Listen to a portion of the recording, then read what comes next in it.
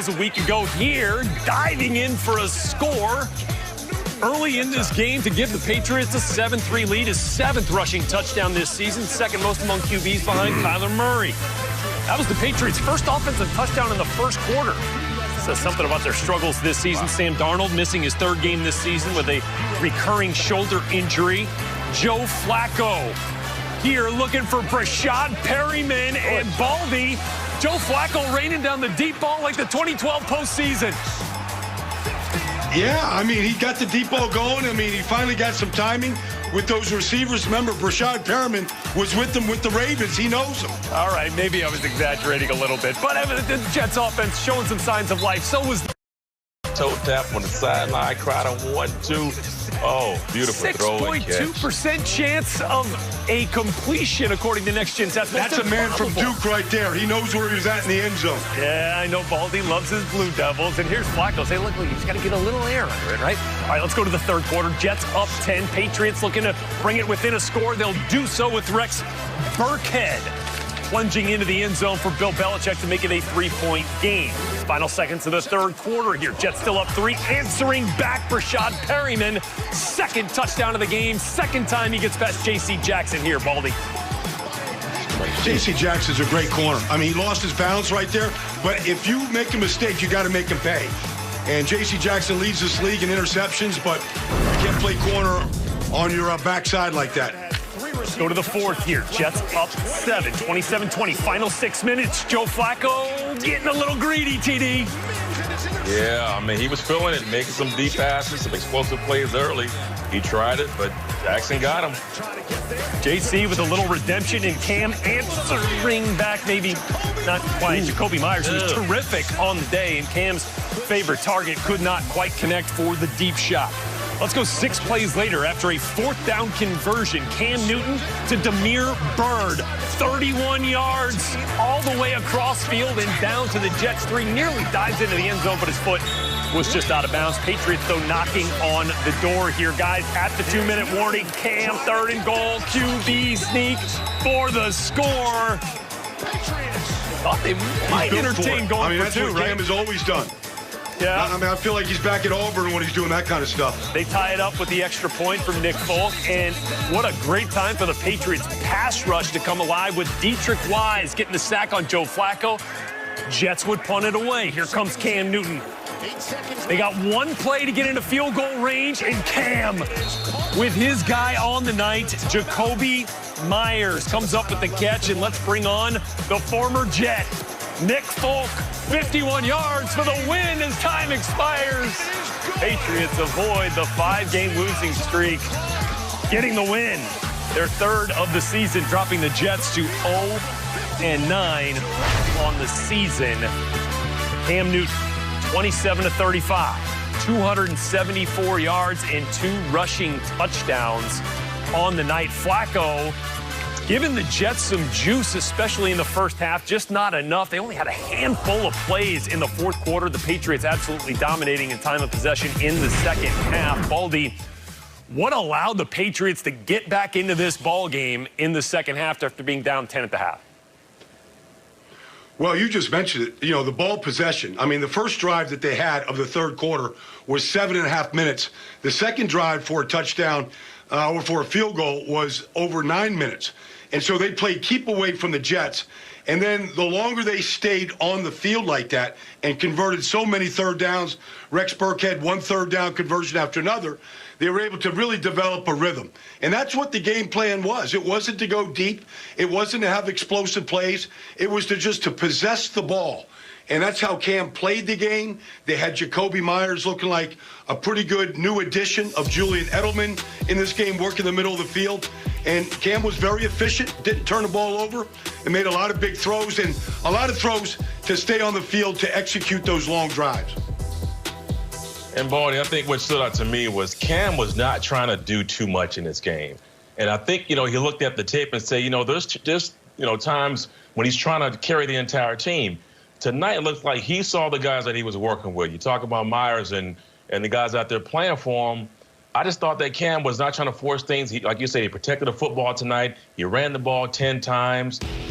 Very effective on the ground. I mean, not huge gashing runs, but ones that were picking up first down. Obviously, the ones on the goal line scoring touchdowns. And he protected the football, and he kind of stayed within his framework. And that's important. I remember thinking this, too, watching this team. I said, the Patriots, they seem to get the more potential out of nothing than teams I remember. I mean, I'm watching this game. I'm like, they are a team that don't have a lot of superstars. They don't have a lot of big playmakers. But they sucked the clock out of the Jets tonight. They were efficient and trying to play keep away, and they kind of turned the tide. The big play, obviously, was Flacco throwing an interception in the fourth quarter, which cost the Jets. But I think the Jets played well, but the Patriots came out tonight and played extremely well. To your point about playmakers, if you're interested in this sort of thing, Cam did not complete a pass to a wide receiver on this night that was drafted. Not a single one. LeBron James. Yeah.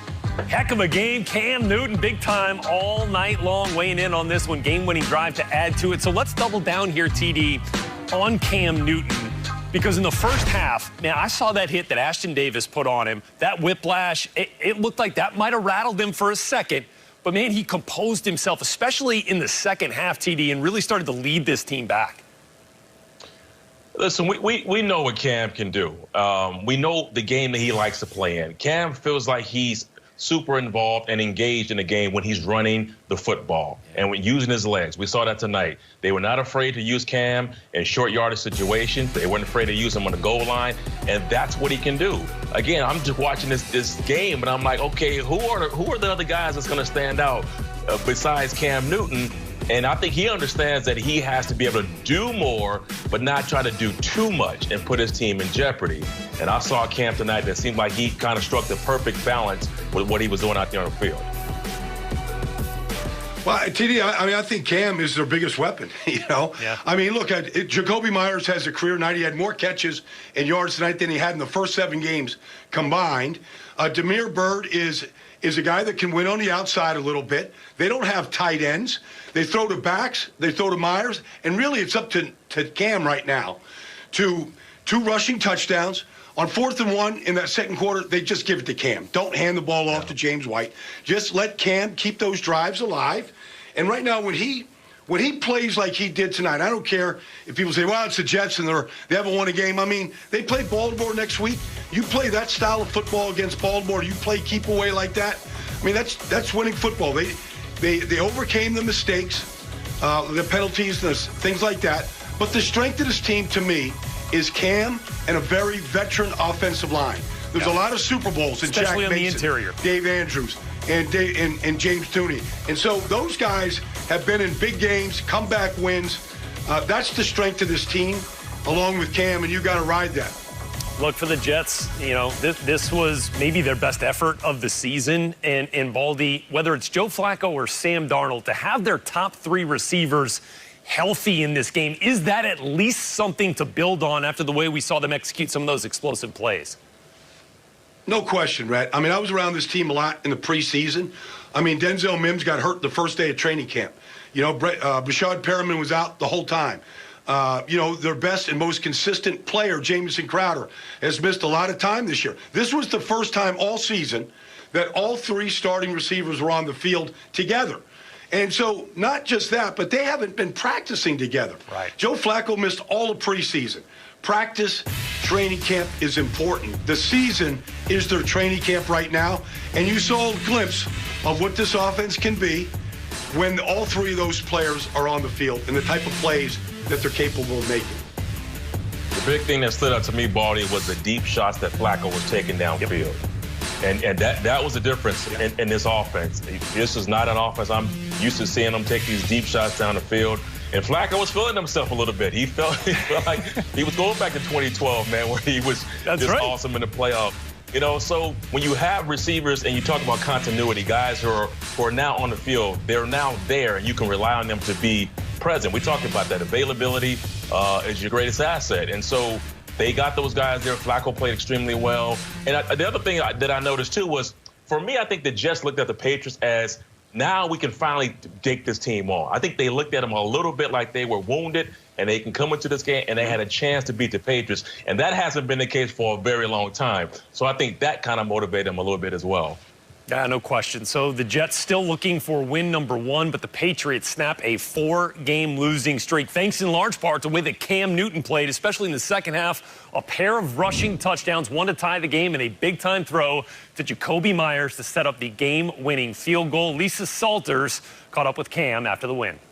Cam, you told us that you were taking these games very personally. Just what were you thinking as you were leading the team down the field on that last drive? I was like, it happened again. I thought I missed Jacoby on the wide, the middle read. But man, to God be the glory, man. It's been a long last couple of games in the last month. But yet, you know, this could kickstart right where we want to be, and you know, we just showed resiliency today, and I'm just so happy for those guys in that locker room to keep just battling back. It wasn't pretty, but it was a win. I know you said that you weren't feeling any pressure, but I know that you also wanted to make up for what happened last week. So just tell me what felt good about the way about the way you were able to finish this game. We just won. That's it. You know, we just won, and I'm just happy for that. You know, we've been practicing our tails off, and, you know, just to see, you know, hard work pay off, and it's just a great feeling. You know, I haven't felt this in a long time, so it's good. You said this is a process. Where do you think you are in the process? We just got to keep building. We just got to keep building. You know, as a team, got to play better complementary football, offensively, defensively, and special teams. And, you know, we just got to match last week's intensity in practice and just get things going here moving forward. Nice to see you smiling. Thank you. Thank you so much. All right, Cam Newton and the Patriots coming on top in reality. In fantasy, Cam's favorite target on the night, Jacoby Myers, winning the day with just under 29 fantasy points, his 12 catches and 169